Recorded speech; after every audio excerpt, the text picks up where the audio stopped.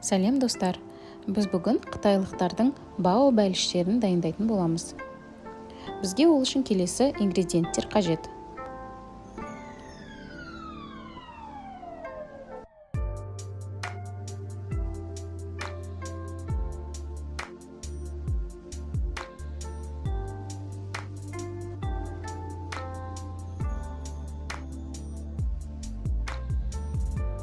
Ал енді бірінші жылы суымызға сүтімізді қосып, кейін үстіне ашытқыны қосамыз. Сөйтіп, бұның барлығын бірге араластырамыз. Жақсылап араластырып алғаннан кейін үстіне тұзымызды, бір шай қасық қантымызды саламыз. Одан кейін тағы да жақсылап араластыруымыз керек. Бұл жерде ашытқы мен қант және тұз бір-біріне реакцияға түсіп еру керек. Барлығын араластырып болғаннан кейін 2 үлкен қасық сұйық майымызды қосамыз.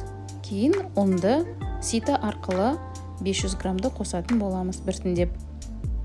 Оны қосып болғаннан кейін сары майды ерітіп, ең соңынан барып қосамыз. Себебі нанды илген кезде бұл қоспа қолымызға жабыспайтын болады. Енді қамырымыздың бетін пищевой пленкамен жабамыз да, бетіне полотенце жауып, жылы жерге 1 сағатқа қойып қоямыз. Енді қытайлық бәлішіміздің ішкі начинкасын дайындайтын боламыз. Мұнда мен сиыр етін соломкамен кесіп қойдым. Ары қарай пияз, үйіңіздегі бар көкөністі алып, бірге қуырасыз. Мұны қызып тұрған майға саламыз.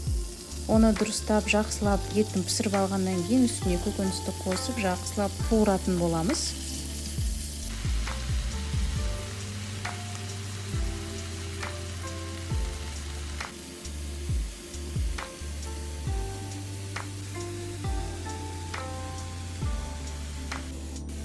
Қытайлық тағамның дәмін беру үшін соя соусы мен терияки соусын құятын боламыз.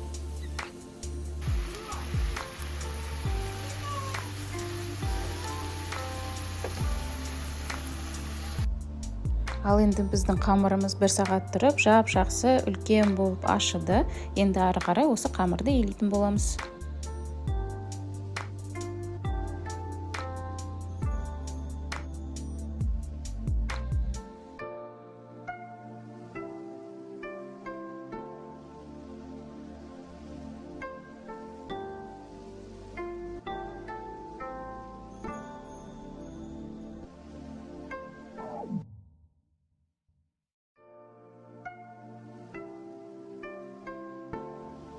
Қамырды илеп болғаннан кейін, осылай домалақ қып бөлгеннен кейін, үстінен сұйық май жағып қою қажет.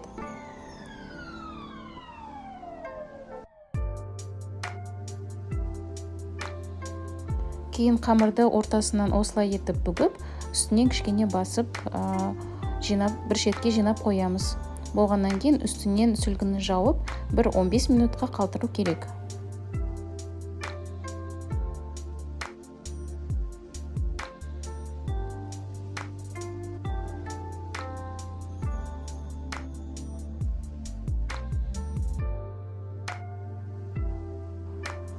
Қамырымызды пісіру үшін мантаварканы алып, суды қойып қоямыз.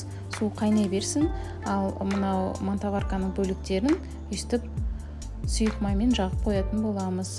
Сол кезде жабыспайды асты қамырдың.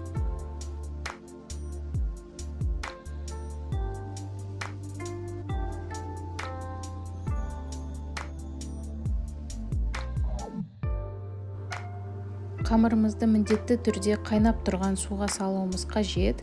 Сол кезде 3 минут керек. 3 минут тұрғаннан кейін отты сөндіріп, тағы да 5 минут тұру қажет жабық крышканың астында. Содан кейін барып, үстіп қамырымызды шығара бастаймыз.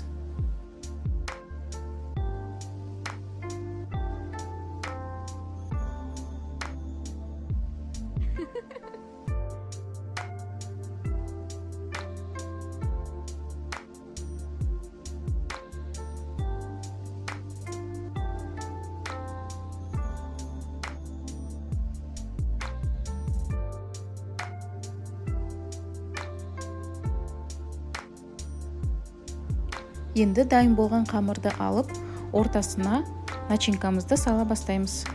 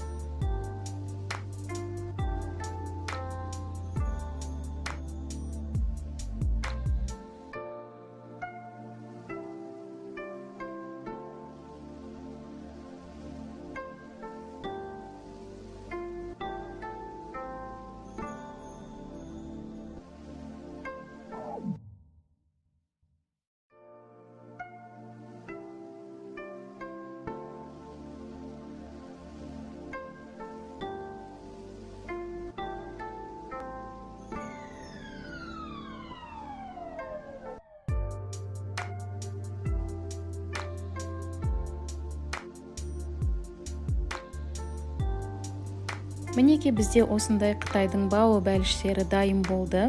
Енді ары қарай өз фантазияңызға қарай безендірсеңіздер болады. Мен бетіне кішкене кунжут сеуіп қойдым. Өте дәмді болды. Өте сондай сочный дейді ғой, начинкасы сондай тәтті, тура Қытайдың ресторанындағы тағам сияқты болып шыға келді. Мұнда енді мен өзім жеп көріп жатырмын, өте дәмді болды. Балам да жеп көрді, жақсы деген баға берді.